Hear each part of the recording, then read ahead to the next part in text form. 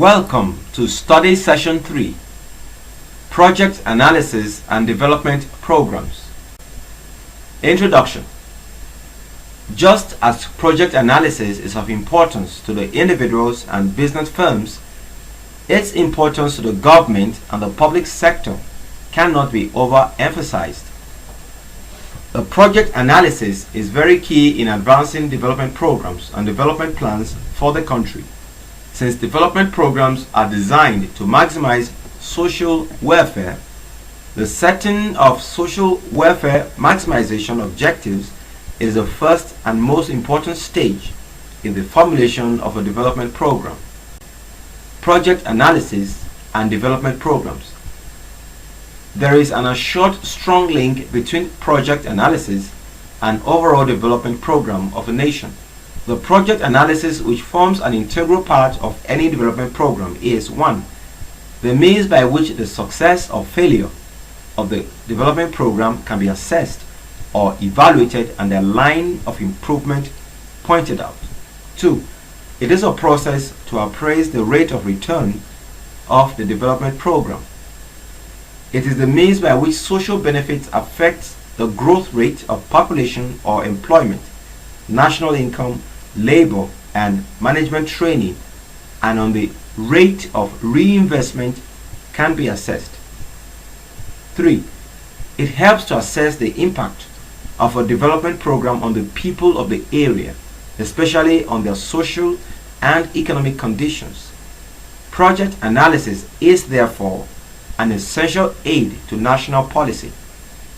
It may be considered to be a branch of research which is oriented primarily toward the need of a nation's program. This intellectual as well as the operational linkage between project analysis and development program is vividly explained by the theory and practice of social cost-benefit analysis. The basic idea of cost-benefit analysis is simple. In order to decide the worth of a project involving public expenditure, it is necessary to weigh up the advantages, that is, benefits, and the disadvantages, that is, costs, to the society as a whole. The need for social cost-benefit analysis arises because the normal yardstick of commercial profitability that guides the investment decisions of private investors may not be an appropriate guide for public investment decisions. While private investors are interested in maximizing private profits, public projects are designed to maximize social welfare in form of employment effects, income distributional effects, output effects, and so on. The objective functions of public projects. The social worth of a project must be evaluated with national economic and social objectives in mind.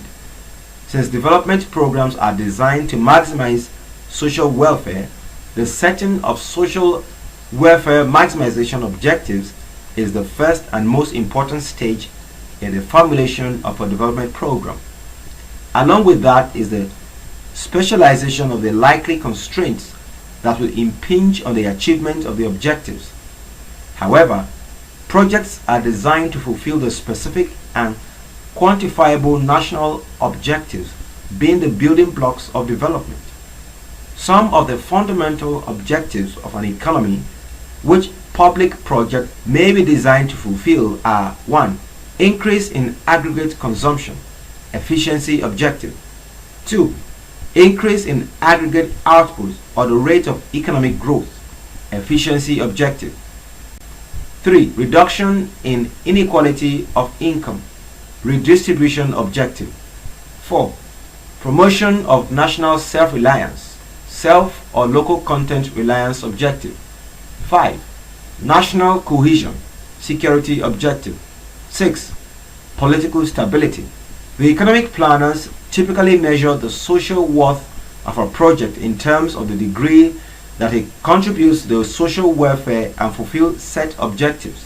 For instance, it will evaluate the distributions the project will make to the net flow of future production and consumption of goods and services in the economy, that is, the first and second objectives. A project's impact on income distribution has received increased attention in public project evaluation.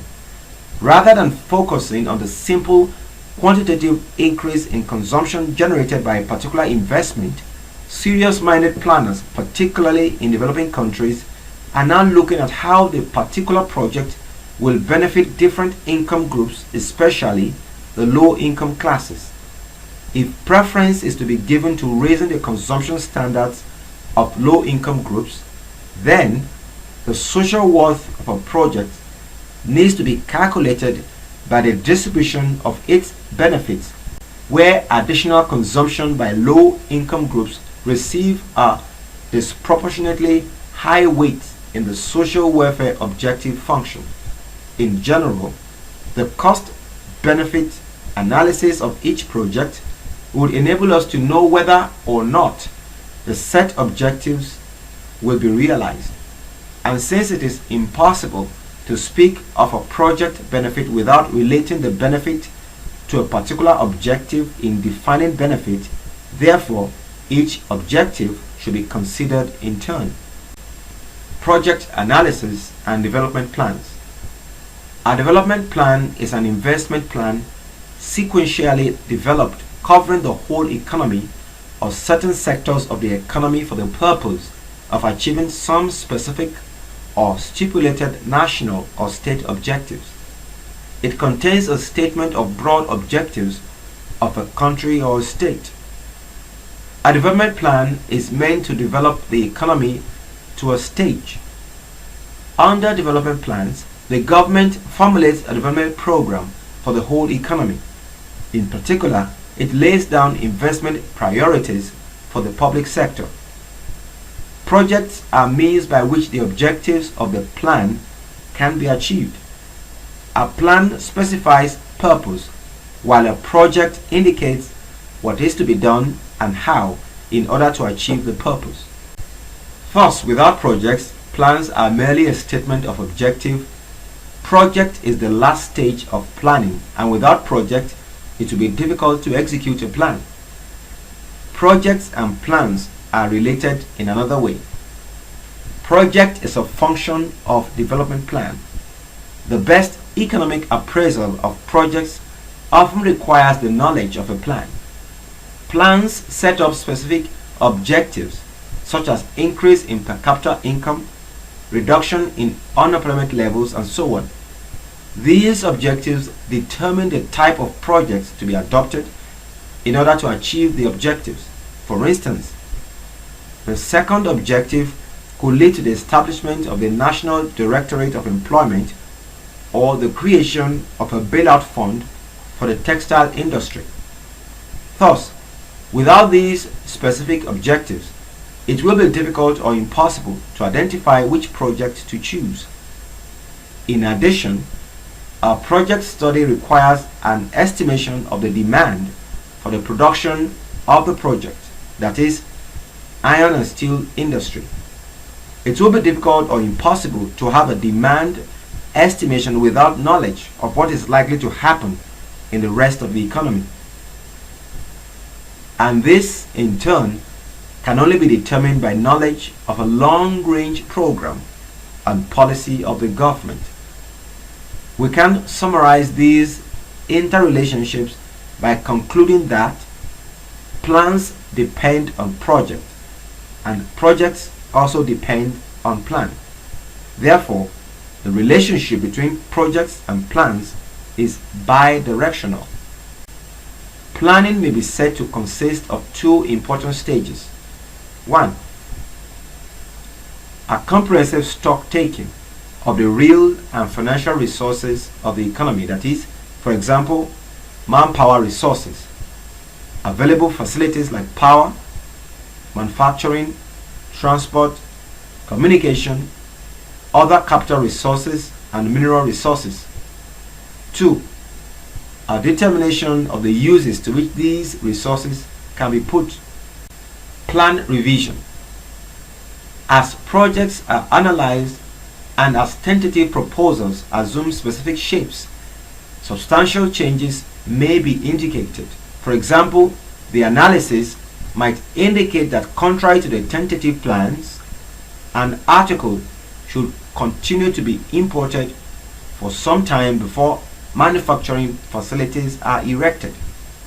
These plans must be modified accordingly.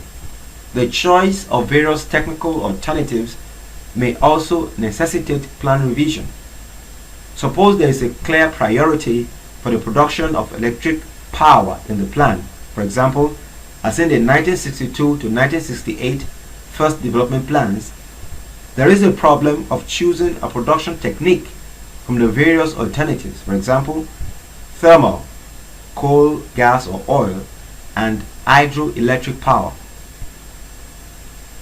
The selection of, say, the coal burning power station would have a completely different repercussion on the economy from those resulting from the hydroelectric power station, and would have a clear different effect on the structure of the plans. It might involve the allocation of resources to develop the gas industry or transport system for gas. Such technical alternative can only be analyzed on the basis of studying individual projects. Project studies also help to define the lines of economic policy. A policy of tariff protection, local content or other means of encouraging certain domestic production may be adopted in principle, but this decision may be confirmed in practice by calculating the incentive and defining the items to which it refers. Project studies provide the information needed to justify such a decision of economic policy, to convert them into specific terms, and to avoid indiscriminate and unjustified protection. Hence, as already alluded in the preparation of project, is thus the final phase in the formulation of development program and the connecting links with the practical stages of execution. This is the end of study session 3. Thank you.